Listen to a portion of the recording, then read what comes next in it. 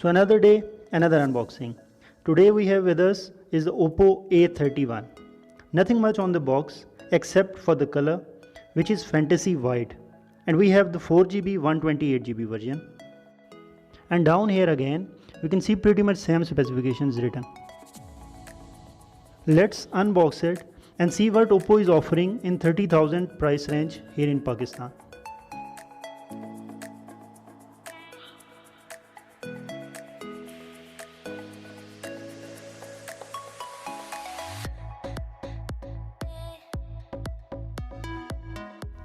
I don't know why, but it's really hard to open Oppo boxes rather than all other smartphone companies.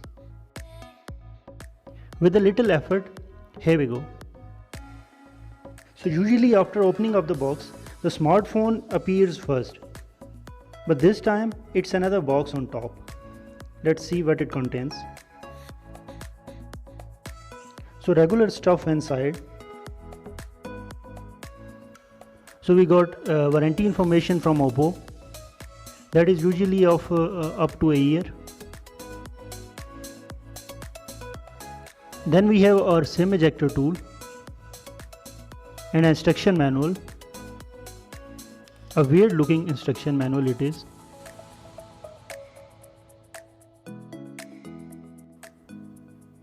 And then we have the silicone case. It's a bit different than what we usually see in the box. The frame is pretty much blurred and a bit hard too, while the back is transparent. And then you can see the device with a few specs written over its wrapper. I'm really excited to see its color, but let's just wait a little longer. So further in the box we have our I guess it's a micro USB. Let's just open this up to see. Here we go. Yeah, unfortunately no type C with this model. So with the micro USB, I am guessing the power brick will also be a regular one, not the fast charger. Let's see. So yeah, it's a 10-watt charger. Let's see if I could show you on camera. Here you can see 5 volts and 2 amperes, which means it's a 10-watt charger. And yeah, no headphones in the box, which is weird as Oppo provides them with almost every device. Anyways, now it's time to unwrap our device. So a triple camera setup and a water drop display. Let's see. Wow. I mean, this is just wow. Look at this color, this gradient. Wow. Let's just remove this sticker real quick to see this device whole. So here is the first look of our Oppo A31, and as you can see, its surface is not that reflective, so it won't be a fingerprint magnet that most of the devices nowadays are. I have Oppo Reno, which is super reflective, so I know the pain of cleaning the device again and again and again. So that won't be a problem with this device thanks to its matte finish. Back along with its frame are made out of plastic and is all one piece. Fingerprint is also back here, and here are triple cameras along with the flashlight. Designed for A series is written in here, and there is a golden ring around the fingerprint sensor which looks cool. And then the Oppo branding down here in the corner. Overall, I think this gradient, this unique looking gradient, is really eye-catching. Do tell me in the comment section what you think about this gradient. So on this side we have the power key only, no volume keys on this side. Top is pretty much empty and is complementing the phone's clean look. And on this side we have our SIM tray and the volume keys. Let's check the SIM situation and see if we got a hybrid SIM slot or a dedicated one, as we see in most of the mid-range phones. Again, with a little effort, here we go.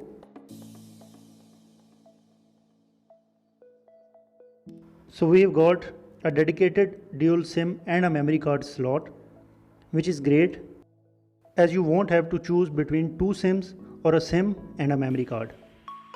Let's put it back in. Then we have the separate volume keys. And down at the bottom is pretty much everything else. The headphone jack, the noise cancellation, micro USB port and the speaker grill. So now is the time to boot up our device and I will meet you on the other side. So as you can see, our device is ready and here is the first look of its water drop display.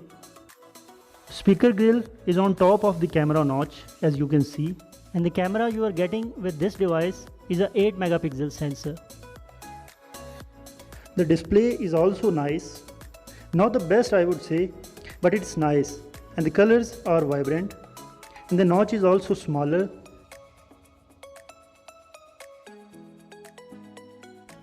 There is this chin at the bottom which I think is in every single full view display device. So here are some key specs of our device. A 6.5-inch display with a 720p resolution. Processor is going to be an issue if you are a gamer, as this P35 processor isn't for gaming at all. Device is lightweight and the battery capacity is also great. Software wise, you are getting the ColorOS 6.1 out of the box along with Android version 9. But you can update it to Android 10. Time to test its cameras. So here is the normal shot. Let me put this here. So here is a normal shot.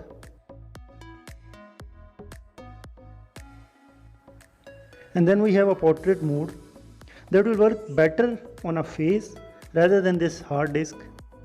And then you have got zoom option that is up to 5x. It's digital zoom obviously, but still it's there. So here are the pictures. So I took some pictures earlier with the camera of Oppo A31. Let's see how those pictures are. And you can see these pictures are around okay. Not so good, but considering the price, these pictures are alright.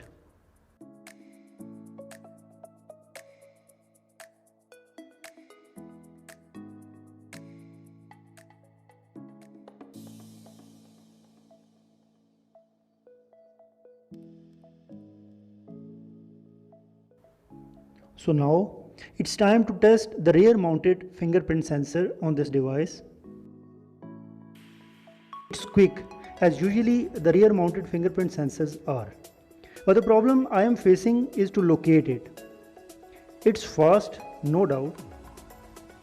But usually the rear mounted fingerprint sensors are a bit deeper into the phone's body. But this one is not. So locating it is going to take some time. Here you can see it's not that deep at all. So without getting used to it, it's taking some effort to locate it. They might have made it this way to increase the comfort, but for me, it's creating some trouble here. So overall, if you are not considering it for gaming, you are good to go with it. It has a great look, nice battery, and the cameras are also okay. And yeah, 128 gigabytes of storage with expandable memory slot too.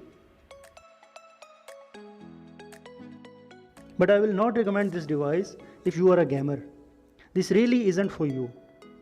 That's all from today, and I will try to show you guys a gameplay of this device in a day or two, so you guys could know better of how a gameplay looks in this device. So it's me signing off, and yeah, a subscribe would be great.